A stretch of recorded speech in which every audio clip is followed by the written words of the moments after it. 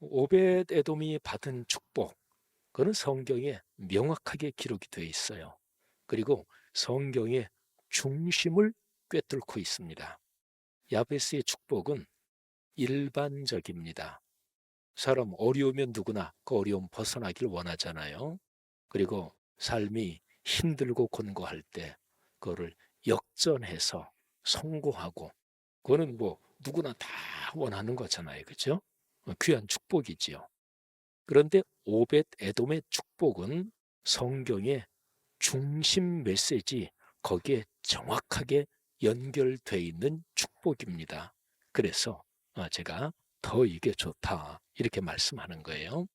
여러분, 5월의 행복한 가정의 날에 어떤 복을 받기를 원하십니까? 저는 오늘 성경 말씀에서 한 사람, 그 사람 때문에 받은 가문 대대로 이어지는 그 축복을 소개하려고 합니다. 그 사람은 바로 오벳 에돔입니다. 오늘 우리가 성경 말씀 역대상 26장 1절부터 9절을 읽었습니다. 사람 이름만 쭉 나오죠. 근데 여기 성경 말씀에서 4절부터 8절에 오벳 에돔의 그 가정 가문에 대한 이야기가 나옵니다. 뭐 오벳 에돔 맏아들이 스마야인데요. 그 맏아들부터 시작해서 여덟째 아들 부올레데까지 8명의 아들 이름이 나옵니다. 그 다음에 또 아들 스마야가 또 아들들을 낳았다. 뭐 이런 식으로 오벳 에돔부터 시작해서 아들, 손주, 그 자손들이 나오고, 그리고 8절 마지막에는 이 오벳 에돔 집안에 딸린 사람이 모두 62명이다. 이렇게 기록을 하고 있습니다. 근데 이 오벳 에돔의 집안 사람들에 대해서 설명한 표현이 참 좋습니다. 하나님께서 오벳 에돔에게 이와 같이 복을 주셨다. 여러분, 우리가 신앙생활하면서 많이 듣는 얘기지요. 하나님께서 축복하신다. 또 목사는 하나님의 이름으로 또 주님의 명령에 따라서 성도들을 늘 축복하는, 이것이 목회자의 가장 커다란 직무지요. 그런데 이 가장 평범한 신앙생활하면서 많이 듣는 이 얘기를 다시 한 번만 잠시 더 깊이 생각해 보세요. 하나님께서 복을 주셨다. 복은 누가 주시는 거라고요? 하나님께서 주시는 것입니다. 이 한 가지를 정확하게 깨달으면, 그러면 하나님이 얼마나 감사하고 고마운지 모릅니다. 그분이 복을 주시는 분이니까. 그리고 이 한 가지를 제대로 깨달으면 하나님으로부터 오는 복 말고, 아유, 나는 복이라고 하면 하나님께로부터 오는지 어디에서부터 오는지, 아이, 그건 난 상관없어. 복을 받기만 하면 돼. 근데 그럴 수가 없지요. 하나님께서 주시는 복이 아닌 다른 복은 진정한 복이 아닙니다. 유사품, 모조품, 또는 복인 것 같은데 나중에 가서 복이 아닌 것으로 판명이 나고, 또 내 인생에 커다란 낭패를 경험하게 되는 거지요. 그런데 오늘 여기 본문에 하나님께서 오벳 에돔에게 복을 주셨다, 요 기본적인 표현 말고 몇 가지 표현이 더 나옵니다. 그들은 오벳 에돔의 자녀들, 손주들, 그 가문 사람들을 말해요. 그들은 용맹스러운 사람들이었으므로 그들 가문의 지도자가 되었다. 오벳 에돔 한 사람이잖아요. 근데 오벳 에돔이 레위 지파에 속합니다. 그러면 오벳 에돔 한 사람, 요 사람의 아들, 딸들, 뭐 딸들도 있었겠죠. 뭐 여기에 딸들 이름은 나오지 않지만, 그런데 자녀, 그리고 손주들, 뭐 증손도 있었겠고, 근데 요 사람들이 더 넓게 이 레위 지파나 그 넓은 범위의 그 모든 집단에서 지도자가 되었다 하는 것이죠. 지도력을 갖는 것은 참 중요합니다. 그러니까 지도력은 근본적으로 얘기할 때 내가 남보다 낫다, 이게 아닙니다. 많은 지도자들이 그런 생각을 가지기 때문에 망가지고 타락하는 거죠. 오늘의 한국교회 정치 지도자들이 대표적으로 그런 안 좋은 본이 되고 있는데, 그러니까 지도자라는 것은 내가 남보다 나아, 내가 훨씬 더 탁월해, 이게 아니고요. 다른 사람을 행복하게 하는 사람입니다. 다른 사람을 도와주는 사람이에요. 사람은 살면서 누구나 그 사람 주변에 그 사람보다 어렵고 힘든 사람이 반드시 있습니다. 사람은 살면서 이 세상, 그가 사는 사회에 힘들고 어려운 사람이 있죠. 그런 사람에게 내가 도움이 되는 거예요. 이거를 가리켜서 지도자, 지도력, 리더십이라고 그러는 거죠. 오벳 에돔의 자녀 후손들은 용맹한 사람들이었습니다. 용감하다.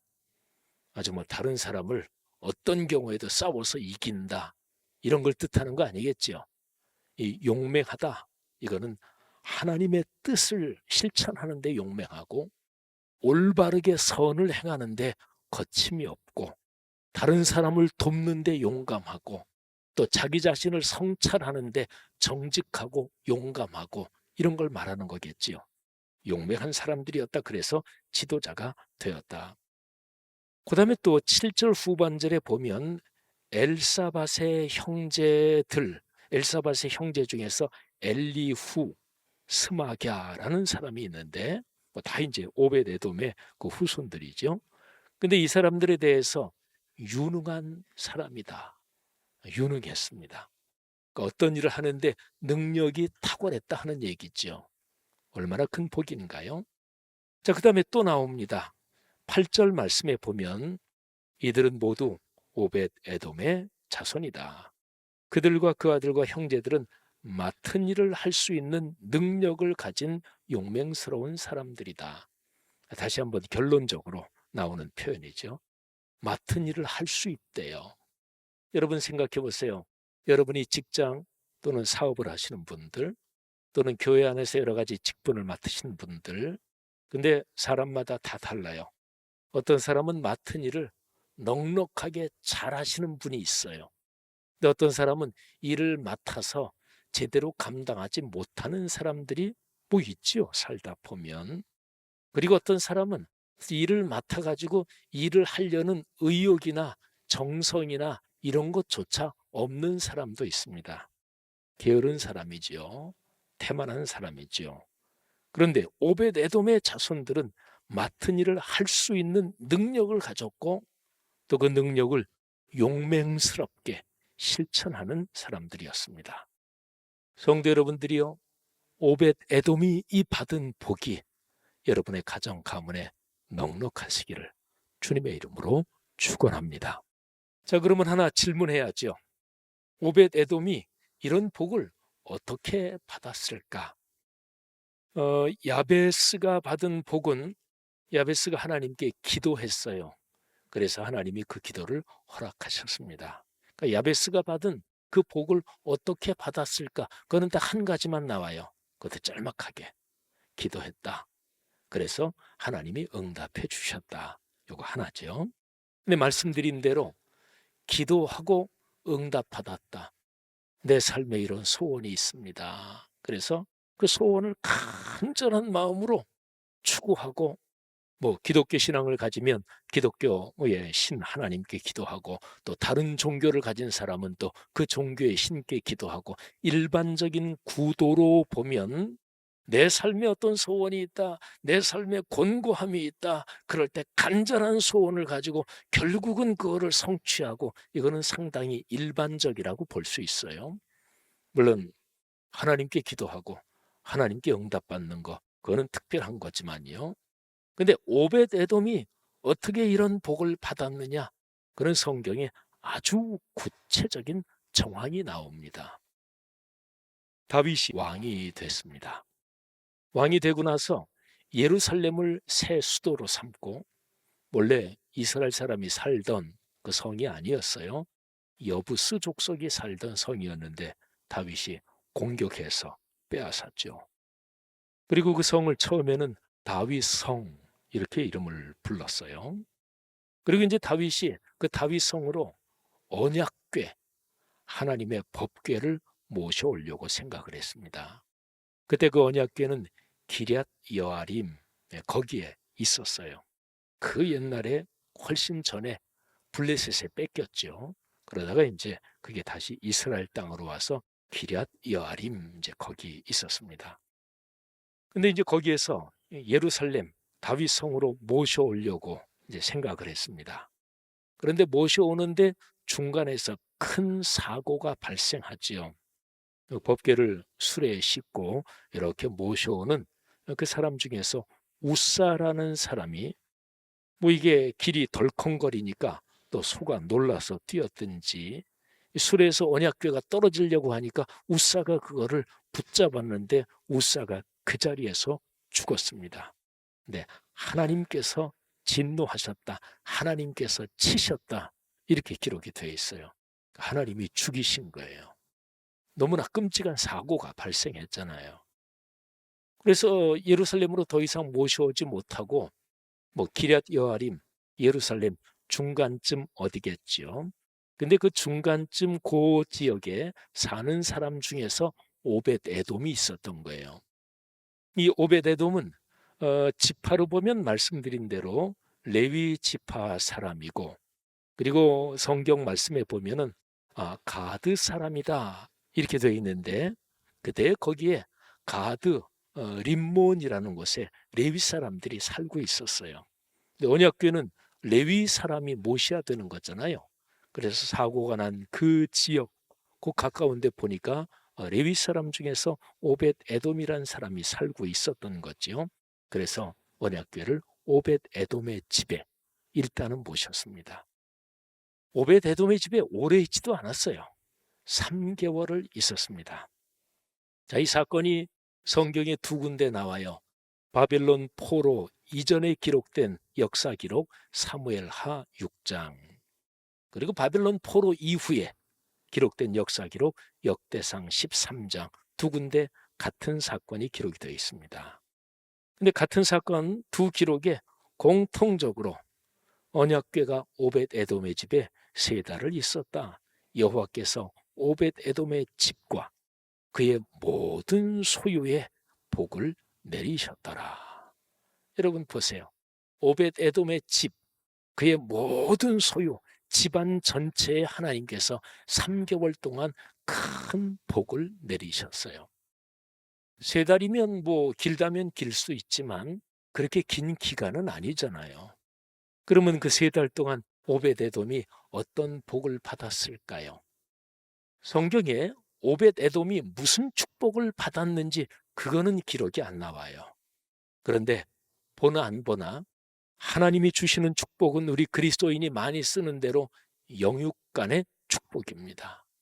그러니까 토대는 신앙의 축복이에요. 믿음이 깊어지는 거예요.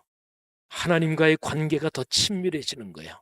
그리고 하나님을 굳건히 신뢰하고 어떤 삶의 상황에서도 마음이 약해지거나 두렵거나 불안하거나 그러지 않는 거예요. 이게 이제 신앙의 축복이죠. 이 토대 위에서 하나님이 물질도 주시고 건강도 주시고 그리고 자녀 손주들이 잘 되는 복도 주시고, 오벳 에돔이 그런 복을 받았을 거예요. 3개월, 그렇게 길지 않은 기간이지만. 그런데 성경에 받은 복의 내용이 뭔지는 안 나오지만 그거는 구약 성경의 흐름을 보면 아주 명확하고요. 영육간의 축복이었다. 왜 그 축복을 받았는지 방법은 성경에 기록이 되어 있어요. 명백하죠. 언약궤를 집에 모신 것 때문에. 자, 그러면 여기서 질문해야 됩니다. 언약궤를 집에 모셨어요. 그러면 하나님의 십계명의 돌판이 그 안에 들어있는 그 상자, 언약궤, 그거를 우리 집에 물리적으로 소유하고 있었다. 요것 때문에 복을 받은 것일까요? 아니요. 성경을 조금만 아는 사람이라면 그게 아니라는 것 얼른 머리에 떠오를 거예요. 예를 한 가지만 들죠. 엘리 제사장 때입니다. 다윗 지금 시대보다 한참 더 옛날이죠. 엘리 제사장 때 엘리 제사장에게 아들 둘이 있었어요. 홈니 비느하스. 둘 다 뭐 그 당시에 제사장은 세습이니까 둘 다 제사장이었습니다. 근데 두 아들이 망난이었습니다. 아주 제멋대로고 하나님께 예배하고 제사하는 제물, 예물 이런 것도 자기들 멋대로 하고 세상에 눈에 뵈는 게 없이 망난이었습니다. 근데 블레셋과 전쟁이 일어난 거예요. 근데 홈리 비누아스가 어쨌든 직책상으로 지도자니까 전쟁에 나갔는데 패전을 했어요. 그래서 생각하기를 언약궤를 모시고 오면 우리가 전쟁에서 이길 거다. 그래서 언약궤를 모시고 전쟁터로 모시고 왔어요. 그런데 그 전쟁에서 아주 크게 졌고 홈리 비누아스는 죽었습니다. 그리고 언약궤는 그때 블레셋에 뺏긴 거예요. 엘리 제사장은 이 패전의 소식을 듣고 의자에 앉아 있다가 자빠져서 목이 부러져서 죽었습니다. 사랑하신 여러분, 언약궤를 가지고 전장터에 있었잖아요. 그런데도 패전하고 홈리 비누아스는 죽었습니다. 그러니까 언약궤는 내가 그거를 가지고 있기만 하면 복이 된다. 그럼 그건 부적이지요. 언약궤는 그런 부적이 아니에요. 하나님과 나 사이에 인격적인 관계, 그거를 상징하는 것이 언약궤입니다. 그러니까 하나님과 우리와의 관계는 인격적이에요. 그 기본이 뭐냐면 하나님께서 우리에게 말씀하시는 거예요. 우리는 그 말씀을 듣고 순종하는 거예요.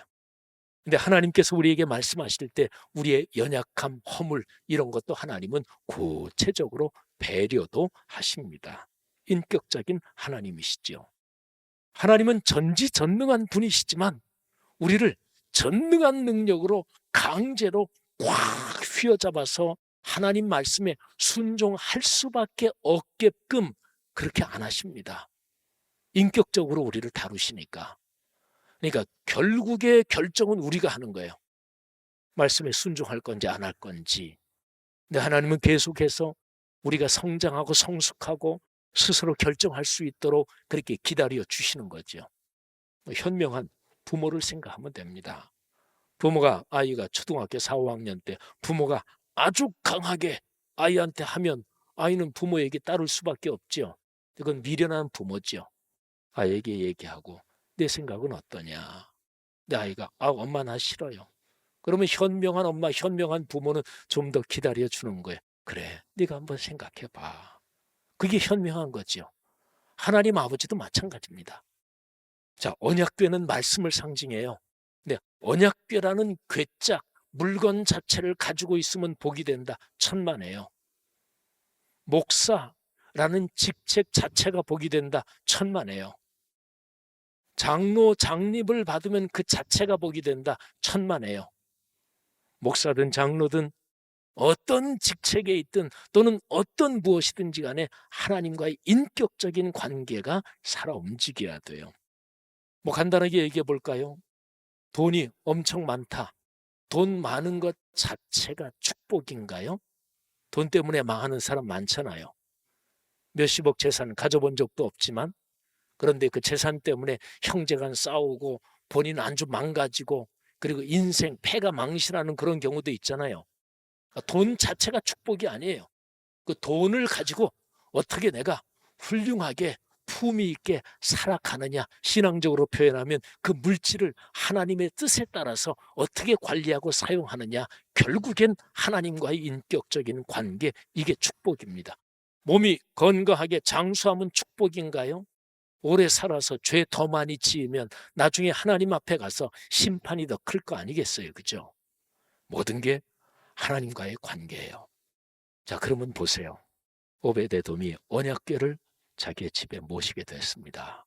근데 오베데돔은 언약궤가 우리 집에 들어왔다. 이제는 모든 축복이 온다. 그렇게 생각하지 않았겠죠. 언약궤가 내 집에 있는 것이 어떤 뜻인지 오베데돔은 알았던 거예요. 오베데돔은 말씀을 깊이 묵상하고 자기의 아들, 딸, 손자, 손녀들에게 얘들아, 언약궤가 우리 집에 얼마나 있게 될지는 모르지만 우리 집에 있게 됐다. 우리가 전부터도 하나님의 말씀을 묵상하고 말씀에 순종하며 살아왔지만 언약궤를 우리 집에 모셨는데 더더욱이나 더 우리가 하나님의 말씀을 날마다 아침마다 묵상하고 그 말씀에서 하나님의 뜻을 깨닫고 그 말씀대로 살아야 된다. 그랬겠죠. 그죠? 목사가 되고 장로가 되고 집사가 되고 권사가 되고 내가 이런 직분을 받기 전에도 말씀을 묵상하고 말씀에 순종해서 살아왔지만 장로가 됐으니 더더욱 목사가 됐으니 더더욱 하나님의 말씀에 순종해서 그렇게 정성을 다해 충성할 때 그때 복이 임하는 거잖아요. 그죠? 오벳 에돔이 그랬습니다. 그러니까 오벳 에돔이 받은 복은 하나님의 말씀을 상징하는 언약궤를 집에 모시고 나서 더더욱 말씀을 깊이 묵상하고 묵상해서 깨달은 말씀대로 삶으로 순종, 순명한 것. 이게 바로 오벳 에돔이 복을 받은 축복의 통로였던 거예요. 사랑하신 여러분, 여러분의 삶에 이 아름다운 5월에 여러분의 가정 가문에 이런 복이 충만하기를 주님의 이름으로 축원합니다. 여러분, 찬송가 563장 우리가 많이 아는 찬송이죠. 예수 사랑하심을 성경에서 배웠네. 근데 한번 보세요. 예수 사랑하심을 요 표현이 무슨 뜻인지 아십니까? 예수님이 여러분을 사랑하시는 거예요. 여러분의 가정, 아들, 딸, 손녀, 손자를 사랑하시는 거예요. 예수님이 나를, 우리 가정을 사랑하신다는 것, 이거 성경에서 배웠네. 여러분, 예수님이 여러분 가정과 가문을 축복하신다는 것을 확신하지 않고 어떻게 축복이 와요? 하나님이 인격적인 분이시라 그랬잖아요. 믿지도 않고 알지도 못하는 사람한테 하나님이 무조건 주셔요? 그러진 않습니다. 무조건 주시는 복도 일정 부분이 있어요. 그런데 그 축복이 진지하게 강물처럼 흐르려면 알아야 돼요. 인격적인 하나님이시기 때문에. 그런데 예수님께서, 하나님께서 여러분을 축복하시는 것, 사랑하시는 것을 어디서 배웠다고요? 성경에서 배웠네. 그러니까 성경을 읽지 않으면 그거 알아요? 읽지 않는 사람은 몰라요. 말씀을 묵상하지 않는 사람이 하나님이 나 사랑하시는구나, 예수님이 나 사랑하시고 내 아들, 딸, 손자, 손녀 사랑하시는구나, 그거를 깊이 알겠어요? 모르지요. 성경 묵상 안 하는데 어떻게 알아요? 여러분의 모든 삶에 예수 그리스도께서, 하나님께서 여러분을 사랑하신다는 사실을 말씀을 읽고 묵상하면서 깨닫고, 깨달으니까 하나님 저 이런 축복 주세요, 그렇게 기도할 거 아니겠어요? 성경 말씀 읽지도 않은 채 하나님 저 복 주세요. 그래, 내가 일반적인 복을 구하는구나. 뭐 그것도 기특하기는 하다. 하지만 성경 말씀을 깊이 깨닫고 하나님 이렇게 말씀하셨죠. 하나님 여기에서 이렇게 말씀하신 게 이런 뜻이지요. 하나님, 하나님의 그 뜻에 따라서 저 복받기를 원해요. 내 아들, 딸, 손자, 손녀 그렇게 축복받기를 원해요. 이렇게 기도하면 하나님이 얼마나 감동하실까요? 하나님이 축복을 주실 것입니다. 이런 축복이 우리 모두에게 올 한 달 넉넉하기를 주의 이름으로 축원합니다.